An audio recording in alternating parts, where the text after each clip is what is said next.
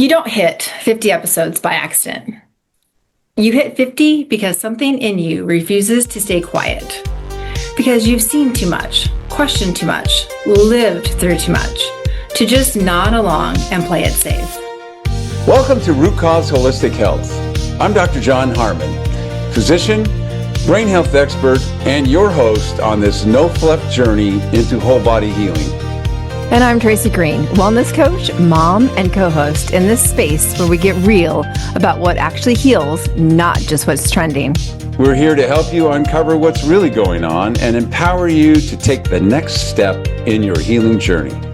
So here we are, episode 50 of Root Cause Holistic Health. And if you've been with us from the beginning, you already know this was never just a podcast. This has been a movement, a wake-up call, a line in the sand for people who are done guessing, done masking symptoms, and ready to actually understand their bodies, their kids, their health at the root. Over the last 49 episodes, we've had conversations most people won't touch. We've challenged the norms. We've pissed some people off. And we've also watched thousands of you start asking better questions, making different choices, and taking your power back. And right there, that is why we are here. And let's take a second to say this out loud again, because it matters. We're now in 13 countries, over 200,000 active listeners monthly, hundreds of DMs every single month from people who are done settling and ready to do things differently. That's not just growth, that's impact. Today isn't just a recap. Today is a moment. Because while we've been showing up for you, we've also been growing, shifting, evolving behind the scenes as parents, as partners, as people figuring out what the next chapter actually looks like. And if you're in that same space, kids getting older, life changing, that quiet voice inside asking, what's next for me? This episode is for you. So whether you've listened to one episode or all 49, whether you're brand new or part of this ride from day one, this one matters. This is where we connect the dots. This is where we pull back the curtains. You need more truth. You need more awareness. And you need the courage to go deeper. Welcome to episode 50. Doc, we've had 49 episodes, and here we are. That seems like that went really, really fast. It did go really, really fast. I know that no, don't touch, and other harmful things we say to our toddlers is probably one of your favorite episodes because it's near and dear to your heart. I know we've had a lot of moms DM us telling us how grateful they were for you telling that story. It really resonated with a lot of moms. Yeah, and I had somebody come up to me here in Boise and tell me how much it meant to them. So that was really rewarding, to make a change. And if you think about that one thing, just the initial establishment between a parent and a child is not a hostile one when they're just trying to explore the world. That is meaningful for that entire life of that child and the parent as well. So they're not the big meanie, not letting your child discover their world by touching and putting it in their mouth and exploring and not limiting themselves to just things that mom says I can touch.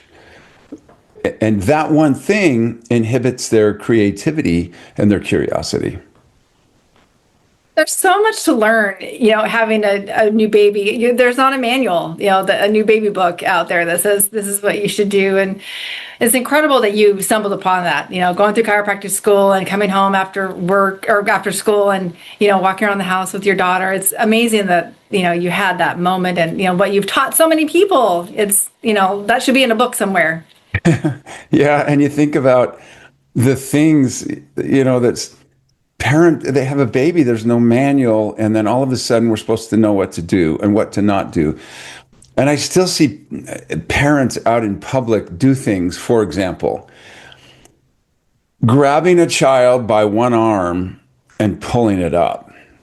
Their muscles aren't very strong, and you're pulling on the ligaments, but with the arm like that, if they're really weak, and if let's say they had Ehlers-Danlos, like ligament laxity, they can pull the brachial plexus nerves out of the neck Oh, and cause paralysis, especially if they jerk the child up.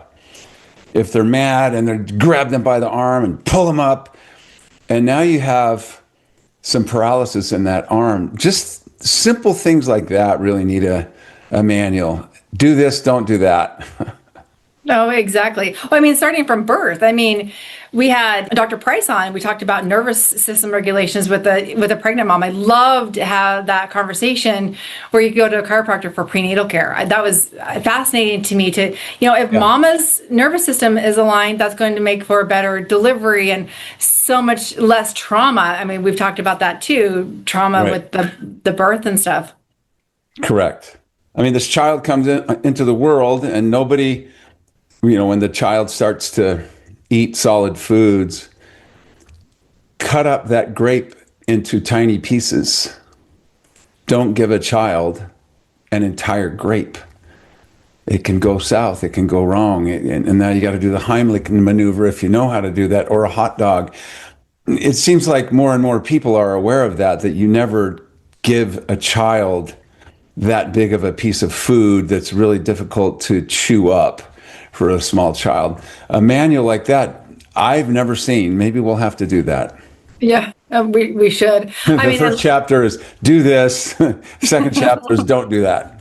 Exactly. I mean, prenatal care, trauma is so important. We talked about that, the birth canal. I mean, there was one episode, the Well Baby Trap, where you were so graphic in talking about the journey, what happens with the baby going through the birth canal, and why they need chiropractic care right after birth. I relived my whole birth with Bella during that, because it was very descriptive. But it was a great episode talking about why chiropractic care is so important after birth. Yeah, absolutely. You think about the potential things that an infant could have, and one of the most common things is colic. My baby spits up all the time. Well, it has colic. Do this. Get up and rock him. Put him on whatever. But if you think about what could be one of the causes of that, well, there'd be poor muscle tone. So something happened in the birth. You're not getting enough muscle tone, so the little sphincter on the top of the stomach can't close, and now food comes up really easily. Or it could be poor vagal tone, or a combination of both. Well, the vagus nerves, remember we talked about this, they literally lie on the front part of the top bone called the atlas. So if that's twisted, or they got tractioned, or somehow either inhibited or activated on one side and inhibited on the other, that child has the potential to have poor digestion, poor sleep, poor immune function. And so, yes, very, very important to get that baby started on the right course, neurologically, skeletally, for a nice beginning to this existence in this world. I'm so excited you brought that up, because I am in several mom groups, and I have to tell you, it's maddening to watch these moms give other moms advice. So one of the big things that they talk about with spit, you brought up spitting up. Oh, my pediatrician prescribed this or prescribed this. And I'm thinking of the poor little infant's gut. And then they're prescribing formula, which we know the formula is toxic. Yeah. So I want to talk about for a minute that brain gut combination, because you've got a baby that's spitting up. Pediatricians offering some sort of whatever prescription they're giving to calm the acid down, which is completely unnecessary. It could be cured by a chiropractic visit. So I want to talk about that gut. How, if your baby is spitting up and you give them medicine, that damage. Let's talk about the damage it's doing to the gut and the gut brain.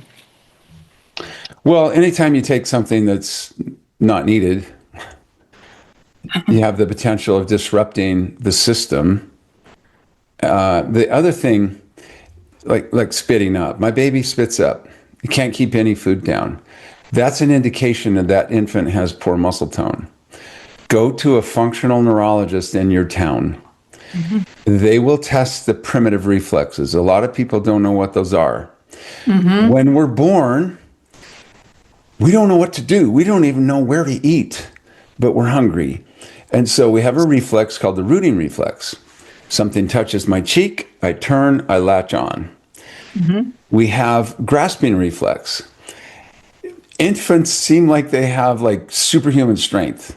The first time I experienced that with my son, I thought he was going to be an Olympic athlete. There's no way. I mean, I lifted him. He's dangling like a monkey, like an ape. From my thumbs, I'm going, oh my gosh, I have a superhuman. But that's how infants are. And the reason is that's so they can grasp and then use that as leverage to develop their core strength and stand up. That's what they do. Well, we have to have those primitive reflexes so that we can do things, roll over, latch on, and on and on. Learn the lizard crawl, the muscles in our back that turn us like a lizard as we're creeping. Actually, creeping is what most people call crawling. Crawling is like the military crawl. Creeping is when they're on their hands or knees. Most people have that backwards, but that's beside the point. But sometimes those primitive reflexes either aren't working and we can get them working, or later on when they're supposed to go away, they persist. And now we have an infant's brain that's stuck in the lizard brain mode, and development or lack of the disappearance. Now, they don't disappear. It's just that the conscious brain takes over and dominates so that they just kind of go to sleep, so to speak. If they don't, a child can have anything from bedwetting, ADD, speech problems, stuttering, poor coordination, and a host of other things. And so it's important to go to someone who does functional neurology or someone who knows. And you can ask, hey, does this doctor test for primitive reflexes? Either at the beginning or later on when they're supposed to go away. Mm-hmm. Well, and that you brought up a really good point. The crawling, the lizard crawling, that's important for brain development too, because if you're not doing those certain motions, turn on different parts of your brain, that slows things down too. Absolutely. And that's why we also talked about one of my favorite topics is Johnny Jump Up.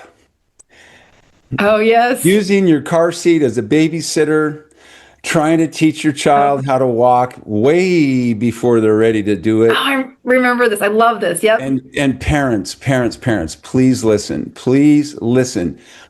It is not a badge of honor for you to teach your child how to walk before that child's nervous system, spine, and muscles are ready to walk. How do we know when the child's ready to walk? Well, first they'll start pulling themselves up on the couch, and then they'll walk along while holding on to something. They'll crawl, they'll do all these things. And then one day, their spine and their muscles and their coordination is perfect, not perfect, but good enough that they take their first steps. Not that daddy wanted to teach his son, by dang, this child's going to be a superhuman, and he's going to be walking at 6 months. One of the absolute worst things you could do to a child is activate the part of the brain that's not supposed to be active yet, that's involved in walking. We don't need to do that. The child doesn't need to turn on that part of the brain. It needs to learn how to mimic mommy's and daddy's facial expressions and learn, sounds and start to formulate words. It doesn't need to learn how to walk. And parents, your world will change when that child starts to walk anyway. So let them be on the floor as long as they can. On the floor. If you don't feel comfortable having them on a floor that's, in air quotes, dirty, then put them inside of like a playpen where they can still be on the flat surface, pushing themselves up and getting on their hands and knees and developing normally. But don't let people try to teach your child how to walk. Oh, I love that. I'm so glad that you brought that up because I know that you're right. People do put that as a badge of honor. My child walked at 9 months old and they're super excited about it. I know another thing that we talked about is when you see somebody walking and they have one of their arms at their side. Yeah. You mentioned that that's probably where mom held that arm because they didn't learn to hold, walk It with didn't both learn to arms. swing. It's a neurological thing. Yeah. And it's funny now when we're out and about, I told that to Tony. So now we point that out. And when we see people walking around, oh, their mom held their right hand there when they were The little. left They was held, not, or the right yes. was not swinging. I was talking to a trainer yesterday, and the context of the conversation, he was talking about athletes that get injured, and they're quote, air quotes, better, and they get back in the game, but the neuromuscular pathways are still wrong, and it's kind of like somebody injured their hip when they were younger and they didn't realize it, but they had a limp, a little bit of a limp or a change in their gait. That's neurological now. That has to be untrained. True for kids. If they miss that crawling and creeping phase, they have to go back to it and start Oh my crawling. gosh. It's the cross crawl pattern. Okay. Right arm, left leg forward, left arm, right leg forward, whether we're walking or crawling. So those are neurological patterns and wiring, so to speak, for that child's entire life. Gosh, that's fascinating. I mean, our bodies are amazing. Absolutely amazing. And talking about toddlers and babies, I mean, we have VaxFax, which was crazy successful. I have gotten DMs. I still get DMs from moms that listen to all of them or just a couple of them. They're 4 parts. Look at my DMs. I'm like, man, that mom was up 3 o'clock in the morning. And you know what she's doing? She's researching. What's really sad about that is moms don't know that they have options. One of the most rewarding things is when we get an email or a DM from somebody saying, because of what you said, I told my pediatrician no, that we're not going to do those shots. I mean, that's really meaningful. That's potentially saving their child from autism or worse, which is horrible. And people say, oh, you're crazy. Call me. I don't care. You can call us whatever we want. We've been proven right. And I know you were, but I'm older than you. So I've been saying this since before I even went to chiropractic college. And that was clear back in 1983. And so that was 9 years after I graduated from high school. So I don't care what people say. We're speaking the truth. It's all coming out now. And more people are waking up, which is very validating to what we've been saying on the VaxFax series. What's interesting to me is I think people have forgotten to think for themselves, or they're scared. They're scared to think for themselves. We all know how a cold virus works. If you see somebody actively sneezing, they clearly have a fever, okay, we know, we can deduct they are probably contagious. So we're not all running around with measles, mumps, and rubella, and polio because we're healthy, right? We don't just have all these infections living inside us. And that's what makes me crazy. You have a brand new baby, hours old, and they start injecting them with all of these different chemicals and all of these, life-saving vaccines. So you're telling me this perfectly healthy baby's immune system needs to be bombarded with all of those chemicals that have never been tested, safety tested. They've never been tested together. Whereas it's been proven, unvax are healthier. It just makes me crazy that people think that we're all running around with these infections when they literally have forgotten how viruses work or infections work. And if one will listen long enough and look at the facts, they will realize that we didn't need these things from the beginning, because if you look at the charts, they're available. The graphs of the decline in those infections, they all went down almost to zero before the vaccines were ever introduced. Why? Better sanitation and better nutrition. And so those diphtheria, the measles, mumps, all of those declined way down almost to, where the asymptotic, almost parallel to zero. It's almost zero. It's way, way, way, way down low. And then the vaccine manufacturers claimed success from the vaccines. But if you superimpose that over the rise in autoimmune diseases, as more and more, obviously, injections were given, we had a huge uptick in that. Why? Because the aluminum and other adjuvants that are added are designed to ramp up the child's immune system. Otherwise, nothing would happen. Nothing would happen. They would inject it with the antigen. The things are supposed to cause something, but the body would go, that's not so bad. Get out of here. Yeah. But they ramp it up, and now the body starts attacking itself. And that's what's going on right now, whether it's in the brain, thyroid, the pancreas, eyes, wherever it is, then that person will have a chronic health issue.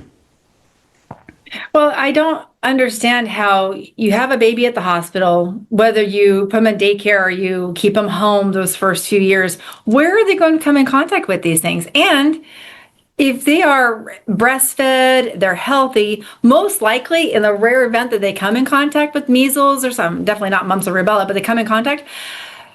My research shows that a healthy baby is going to present itself as like a cold. It's not going to turn into full-blown infection. Right.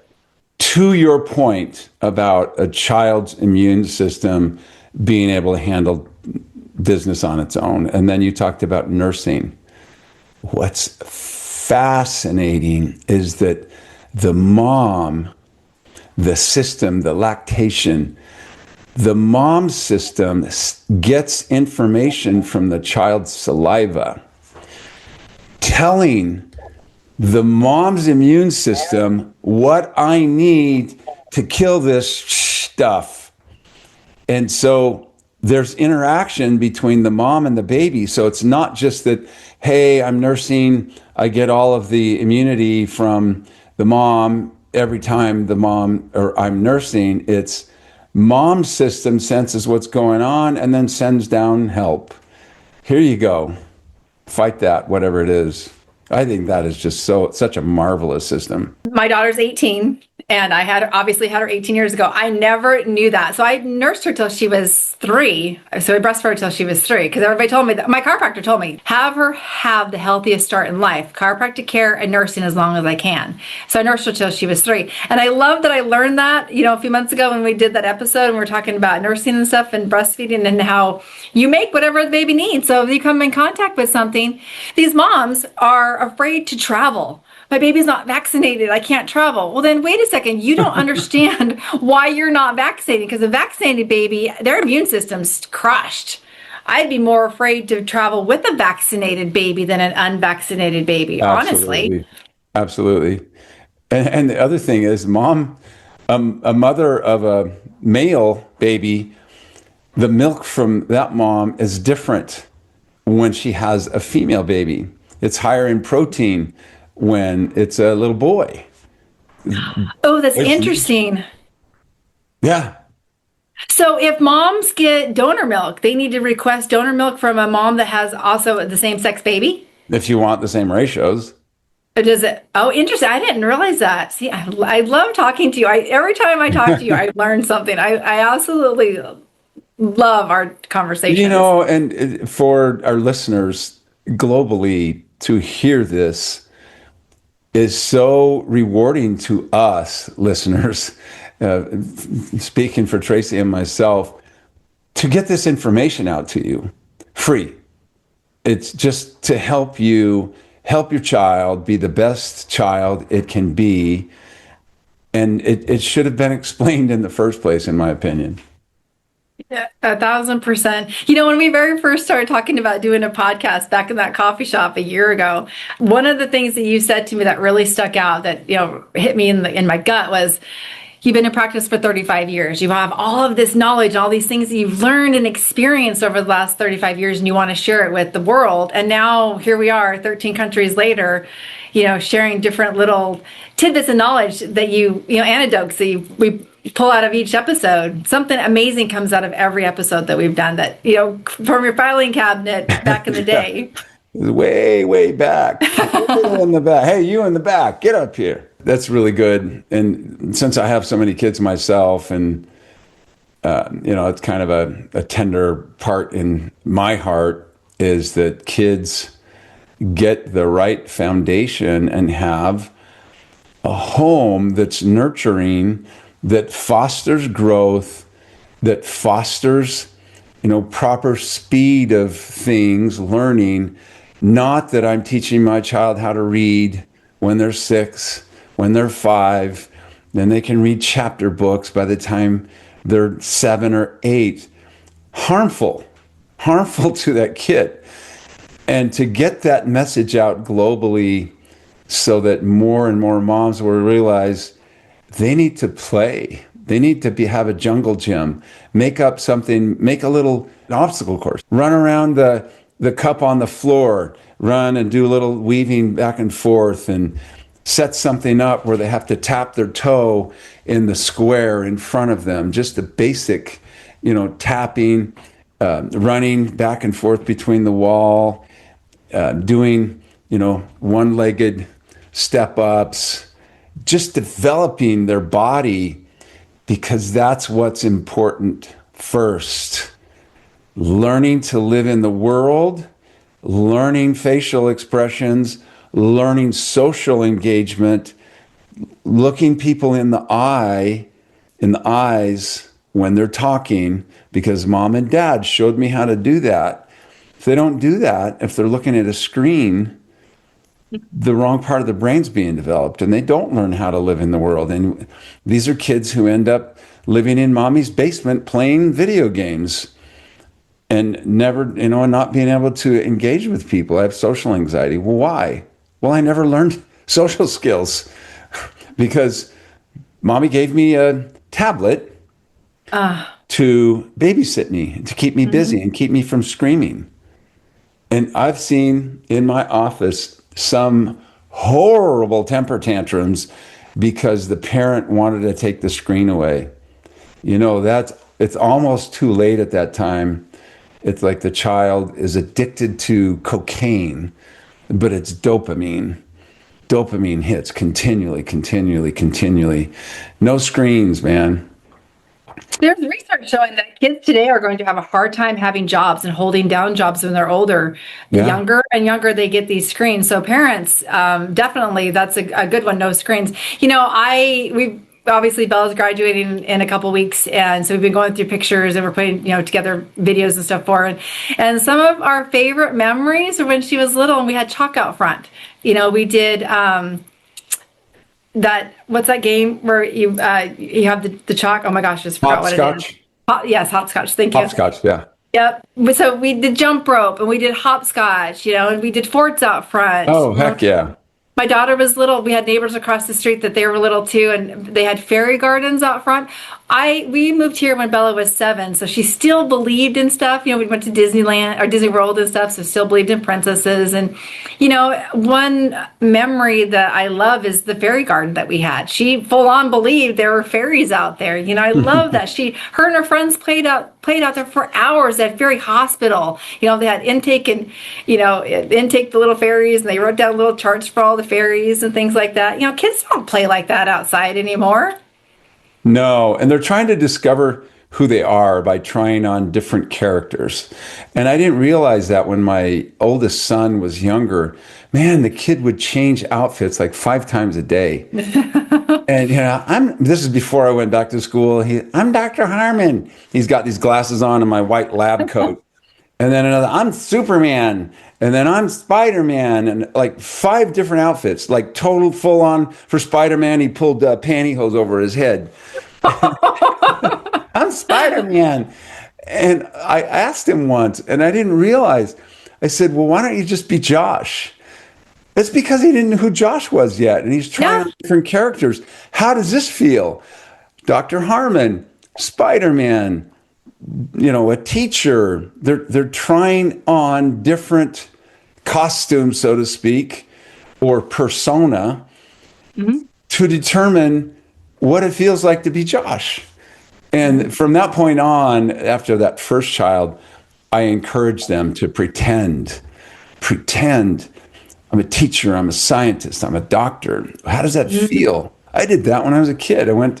I saw, I got adjusted since I was 2 years old. It used to crack me up. People would come in and say, yeah, my medical doctor said it's dangerous to get adjusted, especially for an infant.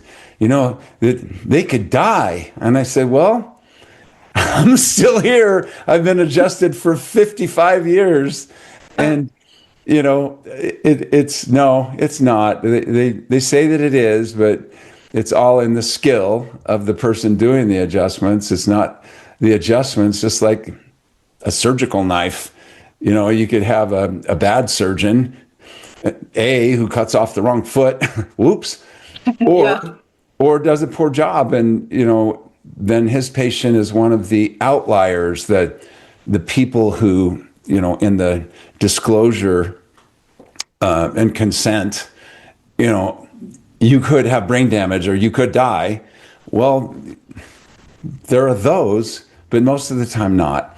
So, yes, I tried on and I talked about being a chiropractor since I was really small because it made such an impression on me at an early age. Well, didn't your brother was it asthma? Your brother had asthma, your mom? Yeah, it was interesting. I was in junior high and my mom was leaving with my little brother and I said, where are you going? She said, well, I'm taking Dan to the chiropractor. He has asthma. And I thought, well, that's kind of weird. And then he came back and he didn't have asthma. And I thought, that would be, at that time, the word was bitchin'. Bitchin'? That would be bitchin'. If I could do that with my hands, wouldn't that be cool? That word, my parents absolutely hated. If you said it at the dinner table, you were banned out into Never Never Land. Oh my gosh. But that was like the popular word. Every generation has their stuff. But yeah, that made a huge impression on me to be able to help people in that way. So my godfather was a chiropractor, and for whatever reason, my dad was out of town. My sister and I had spent the night we had slept with my mom up in her room on the second level, and my mom had locked the bedroom door, and the doorknob broke. And so we were stuck in there. And so my mom's like, well, jump out the window and go, because we had a key outside. My mom's like, jump out the window and open the door from the other side. So I'm 7, of course, it's 2-story, I can jump out the window. What my mom didn't realize at the time was it was early morning, so there was dew on the grass. So just jumping out the window, I jumped and then my hips were like this. Oh, wow. Yeah. So what did she do? Thankfully, we didn't go to the pediatrician or the ER. She called our, because then I got in and everything. I'm like, hurt my hip, Mom. And she's like, we're going to go to the chiropractor. And that's when I learned how amazing it was. Like just a couple adjustments to just put my hip back. Yeah. But I love that. Yeah. Ear infections, colic, asthma, things people don't realize. They're running to the doctor to get a prescription. And then what is that prescription going to do? Cause 3 different side effects that you're going to need 3 more prescriptions for. And then you're on the big pharma hamster wheel. I mean, there you go. Patient for life, or victim for life, I like to say. And I want parents to look at the neurology of an, quote, air quotes, illness, the neurology of an ear irritation. They call it an infection because my ear hurts. The ear is right next to your atlas. Every part of your body has nerves that goes to it. Nerves that go to whatever it is, the throat, the ear, the sinuses. So if neurologically things aren't functioning right, and if you think about the vagus nerves rule over the immune system. They rule over, a lot of the function of those things in our digestive tract and many other things in our cranial nerves. Some of the cranial nerves are part of that same system that the vagus nerves are part of, parasympathetic. So if that system is inhibited, because there is a misalignment of the vertebrae at those segments. Now you have downstream at the end of that nerve a dysfunction, but it doesn't mean you need a medicine. A lot of times you just get, my mom, I wasn't, Johnny's not feeling well. She take me to the chiropractor and I come back and I feel like Superman. Mm-hmm. Because you just feel beaten down. My nervous system isn't working, even slightly fevered, get adjusted. Whew. Wow, what a difference that's made in my life, the lives of my children and my 26 grandkids. 26 grandkids. You know a thing or two. What I see most in mom groups is regression. And I never even heard of that until I joined these mom groups. They talk about, and it's interesting, the timing too, 2 month, 4 month, 6 month, 12 month, all of a sudden these kids are regressing. Well, what are we doing? We're taking the kids in to get inoculated at 2, 4, 6 months. So then all of a sudden regression, and they're making it sound normal. Yep, your baby's talking and crawling and everything's going great. And then all of a sudden they can't talk anymore. They can't babble anymore. They speak this many words and all of a sudden now they only speak half of that. It's so aggravating. It's maddening to me that it's making it sound normal. Like, yep, it's a 4 month regression. What? In all of my mommy groups or my friends that I had when Bella was 4 months old, never did I hear 4 month regression. I never even heard that until recently. No. It was just a continual progression. Now I have this word mommy. I don't lose that. Now I have toy. Now I have this and that and that and the other, and I'm building my vocabulary. You don't get regression unless you get poisons in your brain. It doesn't happen.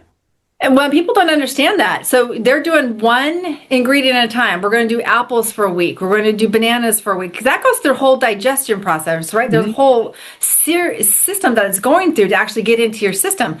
Whereas we're injecting right into the bloodstream, and then, like you said, it's going right to the brain. Some of that. And the pediatrician will say, only introduce your baby to one food at a time, but we're going to give him all of these toxins all at the same time. It boggles the mind. And it does. I think the pediatricians who have any morals and ethics, when they realize what they have done to their little patients, I don't know. I pray for them. Me too. How would you forgive yourself? How would you overcome the grief of going back in your memory? And I'm speaking to pediatricians now. I'm talking to you, pediatricians. How could you go back in your memory when those mothers came to you and they told you that my baby had seizures or tremors or regressed, and you said, that's normal? How can you live with yourself if the mothers who came in and said their baby died in that first week after the vaccines, and you told them it had nothing to do with it? So the reason I'm saying this to pediatricians, change now. Change now before more of those kids are injured or killed. Yes, killed because it's unnecessary. Change now and stop and let the mothers decide if they want to do that. Sometimes I get really passionate about this, but you know what? That's what it takes. It definitely does. Yep, it definitely does. And these moms and dads, Dr. Harmon, they're not informed consent. Like, what does that mean? No. They haven't been given all of the information. They haven't read, the pediatrician hasn't read all of those. Like you said, I think that if a pediatrician actually sits down, all 72 doses, all however many vaccines we have out now, I don't even know what the number is now because they've changed it so many times. It's too many. If a pediatrician actually sat down and looked at the schedule, you got 3 shots when you were 2, I got 7 when I'm 2, now they're getting who knows. But if they actually read those inserts, like we went through on VaxFacts Part 3, the ingredients and the side effects, I mean, when you're talking about all the crazy ingredients, they would never, ever inject those babies in the name of health in their office. Even today, people when they see it on Facebook, somebody posts something, they dispute the fact that there is aborted fetal tissue from the 60s in a vaccine, that there's aluminum, that there's mercury. Well, they've taken, the thimerosal out, supposedly, but still aluminum. That's not good. And then all these others, the sorbitol, neomycin, getting injected with this antibiotic cream. Polysorbate 80 pokes holes in the blood-brain barrier so that the aluminum and the rest of it can get through the blood-brain barrier. So now we got all this stuff just pouring into this poor little infant's brain, and they still don't believe it. They call people, anti-vaxxers and conspiracy theorists. I need new conspiracy theories because the ones that I've had have all come true. Yep. One of the ingredients that surprised me the most when we did the Facts Part 3, when we went through ingredients, was antibiotics. I didn't realize the amount of antibiotics that were put in vaccines. So talk about gut health. I mean, forget it.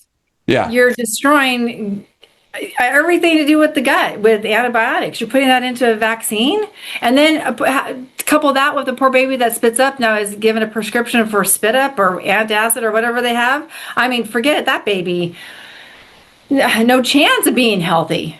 Unfortunately, that model is, the baby's spitting up, and they say, well, there's too much acid, or even in an adult, you have reflux.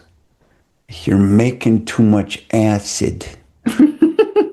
We're going to give you a proton pump inhibitor so that you don't make acid. They don't look at the fact that the sphincter won't close if you don't have enough acid.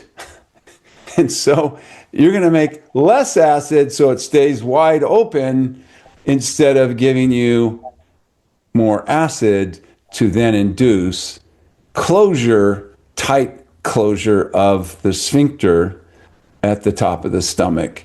It's ass backwards. A couple years ago, Tony, my husband, asked me to pick up his prescription on my way home from taking our daughter to school. Sure, no problem. I had no idea what he was taking every day, twice a day. Roll up to the pharmacist, and we had the same pharmacist for years, and then a new one had just started. And she was doing her job. She was going through each patient and going through each file, seeing what scripts they're on, how long they've been on it, and talking with each patient that came in. She wanted to get to know the patient, what was going on, things like that. She was borderline holistic too. She talked about people getting off meds. It was really refreshing to hear pharmacists not wanting people in there as much. So I roll up and she says, Miss Green, do you know how long your husband's been on this medicine? I'm like, I have no idea. And she's like, he's been on this medicine 2 years. Okay. It's antacid. He had heartburn really bad. She said, Miss Green, this medicine that he's on, it was supposed to be a 14-day med. Oh my gosh. 14-day. 2 years he was taking it. And she said, can you wait here for a second? I said, okay. And you know me, I don't even like meds to begin with, but I just thought this is something he had to have. It was just, he had heartburn all the time. So she goes and she brings back this piece of paper, and it was the side effects to this drug, front and back. So she's like, will you please, and there's a car line behind me now. Cars are stacking up behind me, and she stops and she's like, I need you to read this. And I said, okay. So she gives me this piece of paper. I read it front and back. Dr. Harmon, out of all of the side effects on this piece of paper, Tony had every single one of them. Oh my gosh. Brain fog. He had all kinds of stuff going wrong. Depression, weight gain. He had every single side effect on this med. Horrible what it was doing to his gut. Horrible what it was doing to his gut. And I go, okay, so now what? And she's like, he needs to get off of it. So you need to go home. She's like, she gave me a couple different places to research how to wean him off of this high power anti-heartburn medicine that he was on. Nobody checked it. It just kept refilling. Nobody checked it. I used to tell patients, if you take well, first of all, proteins have to be denatured with acid in order for you to digest them and absorb them. if you can't do that, you can't make things like neurotransmitters. Right. And so there's the brain fog. You can't produce the things that you need to communicate inside of your brain, and on and on and on. So I'd say, hey, if you want to have dementia when you get older, take an antacid. Well, and what was interesting with that whole experience was I just researched it, and we changed his diet. We got to the root cause, and the root cause what he was eating, and so eating a really, really clean diet, we got him off of the meds. He lost a ton of weight really fast, and then felt like himself again. And here we are. He's healthier. He's 54. He's healthier than he's ever been on no meds. I just read the other day that they've actually measured the effect of like ultra processed foods and factored it into a person's chance of having dementia when they get older. And a lot of it has to do with the seed oils that are in there. And then much worse, much worse. I can't even tell you how much worse if they're taking a statin drug. Oh, combined? So combine the food with statin drug? Yeah. Ooh, so it's like a cocktail for disaster right there. Oh, it is. Yeah. We can have an episode about statin drugs. We have to, because I want to dive into dementia and Alzheimer's for personal reasons. I want to dive into dementia and we promise you, Alzheimer's. Our listeners, we will do an episode on the cholesterol statin scam. Oh, I absolutely can't wait to dive into that. And you touched on ingredients there for a second. Bioengineered ingredients. That's been very near and dear to my heart. I've done a lot of research on bioengineered ingredients. What moms and dads don't understand is when you flip that package over and it says now contains bioengineered ingredients, that means forever chemicals. So Dr. Harmon, those have to go somewhere. If your spleen can't do its job, if it's your appendix can't do its job, if your liver can't do its job, those chemicals are being stacked up somewhere. They are forever chemicals. So like you said, you're eating processed food, you're taking a statin drug, that is going to have an adverse reaction somewhere in your body. Alzheimer's, the ability to walk. I mean, there are so many different things that can happen that start with your gut, starting with what you're eating. And I think people need to really understand that it's not a, oh, maybe I should buy organic. Maybe I should look at it's not an processed option. food. No, it's not an option. And parents, to think that it's more expensive, you have to look long term. Oh, investment. Is it really more expensive when you consider the healthcare costs later? Well, my insurance will pay for it. Really? No, your child will pay for it. And their health, and you, the consumer, will pay for it. The clock of our lifespan is ticking. Eating bioengineered food speeds it up to the end faster. And also the time that you have is at a much lower quality of life. Oh, gosh, you're especially having a senior. I have a senior graduating, and then I've got aging parents. I mean, that just hits home. I mean, I see a few tears forming in your eyes, Tracey. Yeah. You have to think of every second, and what are you feeding your kids? You stop and buy and getting that, $5 Happy Meal. My daughter's never had a Happy Meal, by the way. You stop and get that sack of whatever seed oils, and you're feeding that for dinner because it's convenient. You're taking days, minutes, years off your kid's life. I mean, we have an epidemic of obesity in our country. We should have the healthiest kids, but we're not. We're the sickest nation out of everybody. It's sad. It's appalling. Yeah. The health has gone down. I look at pictures from when I was in high school, and everybody's slim, trim, muscular. We had PE. We had requirements in PE. JFK had this president's fitness council. We got rewarded if we could meet certain metrics, and you got to wear a different colored gym shorts. And I was strutting mine around because I love that. There were only like 2 people in the school who got the top one, and I was the next one down. The top one were like top level athletes. I wasn't that, but it was meaningful, and people thought about that stuff and played sports. And now we have really bad diets and they don't do much exercise, a lot of them. It's really sad. No, it's very sad. Do you remember that picture that they show a lot of a Florida beach like years ago Oh where yeah. everybody Yep, yep, yep. so they're not wearing sunglasses, they're not lathering up with sunblock, all those things that people think they're doing the right thing right now. And speaking of that, just a little bit, and then we probably should wrap it up. But our listeners, dear listeners, if you haven't figured it out yet, we have been lied to about most everything. One of them is sunlight.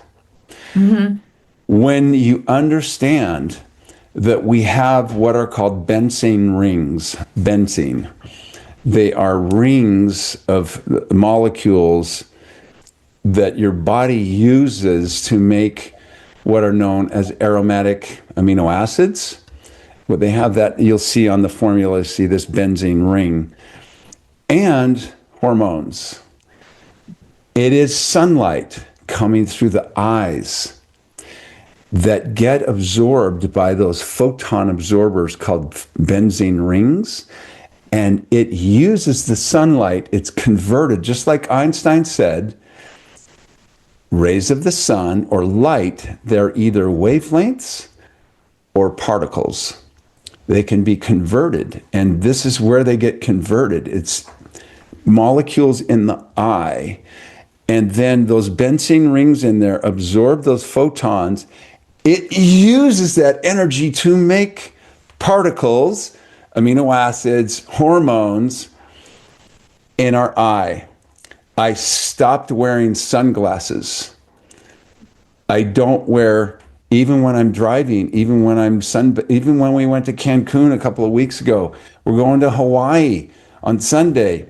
I will not be wearing sunglasses ever.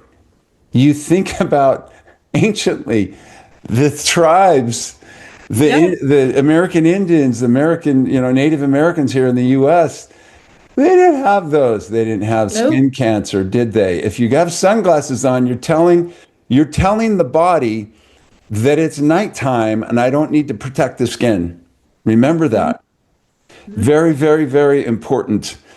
The hormone of sleep, melatonin, is made in the morning so that you have it at night. And it's made from the rays of the sun being absorbed by those photon receptors, and then it comes out at night. So that's our lesson about sunglasses and sunscreen. Don't do either of them. No, and that's why it's so important to get that first light in the morning. Exactly what you said. Feet on the ground, grounding. I read somewhere that the average American hasn't touched the earth in over 7 years. Wow. But if you think about that, I think about people like my dad. My dad, gets ready in the morning, puts his shoes on, goes outside. My dad doesn't walk in the grass. No. And the first couple of hours of sunlight, there's no UV light yet. It's only infrared and others, but you don't have to worry about it. That's why sun gazing is so beneficial, because it's not UV light. And then the last, as the sun goes down. So on Monday morning, we're going to be in at Diamond Head doing the early morning hike to watch the sun come up, and I'm just going to stare at that sun as it comes up. Love it. I'm so excited for you. We'll be watching the sunsets too. Good for the body, good for the soul, especially standing in the sand. No, you're earthing. You're getting the everything from the ocean too, and it's perfect. I am so excited for the next 50 with us. I've got my daughter graduating. You've sold your practice. You've got your next chapter that you're entering into. Yes, the next 50 is going to be amazing. Not so coincidental. I reconnected with someone who is connected with thousands of alternative regenerative practitioners on the cutting edge that we will be interviewing. There's a lot to come. People ask me all the time, aren't you sad Bella's leaving? Of course I'm sad. But Tony and I did a really good job with her. She's ready. And I'm ready for the next chapter of our life. I'm ready to make my mornings like that, be able to watch the sun come up and get that morning sunlight that you need. We both need it so much. So I'm excited to have a new schedule in a few months. Things will be a lot different for both of us, and the next 50 will be, there's a lot to come. Yeah. And, anytime there's a big transition in life, I had one selling my practice last year, there's this sense of loss, and, let yourself go through that. Mm-hmm. It's normal. But then, celebrate what you've helped create. You and Tony created this infant together, and you raised her. You raised her right. She's a smart girl. She's got, skills that a lot of kids don't have going into college. She's wise to all of the, harm and danger and things like food and things that we drink and all that. So, be proud of that. That's a really great accomplishment. Thank you. You're welcome. All right. And just like that was 50 conversations. 50 moments of pulling back the curtain, 50 chances to stop and question and choose differently. If you've been listening, this isn't the finish line. Dr. Harmon and I are just getting started. This is the beginning of a whole new level. I feel like it's a movement, with everything that's happening. What we built here is not just about downloads. It's not about the numbers. It's the people. It's the moms. It's the one baby we saved from a well baby visit. It's the messages that we read every day from moms, dads, and families who are waking up, asking better questions, pausing, refusing to settle for surface level answers. That's a ripple effect. That's a movement. And if there's one thing we hope you take away from these 50 episodes, it's this. No one is coming to save you for your health. No one knows you or your kids better than you do. You have to be willing to look deeper. Trust yourself. Get uncomfortable. Go against the grain when it matters, because that's the root cause. It's not just about health. It's about how you live. It's about how you show up, what you're willing to question, and what you're willing to no longer accept. So as we step into the next 50, we are going bigger, we are going deeper, and getting even more real, more truth, more conversations from people who aren't afraid to have that conversation. We want to change lives. And if you're listening now, you are part of this, and you always have been. So keep sharing, keep questioning, keep doing the work. And if this podcast has ever made you think differently, feel seen, or take action, send it to someone who needs it. We love you guys. We see you. We hear you. We're just getting started. Stay grateful. Stay grounded. Welcome to What's Next. Thanks for tuning in to Root Cause Holistic Health. We're here to help you uncover what's really going on and empower you to take the next step in your healing journey. Whether you're a mom, a dad, or just someone ready to stop settling for Band-Aid fixes, we hope today's episode gave you something to think about. If you found this episode valuable, do us a favor, share it with someone you love, and leave a review so we can reach more families like yours. Make sure to hit follow so you don't miss next week's episode. We've got more honest conversations, practical tips, and root cause wisdom coming your way.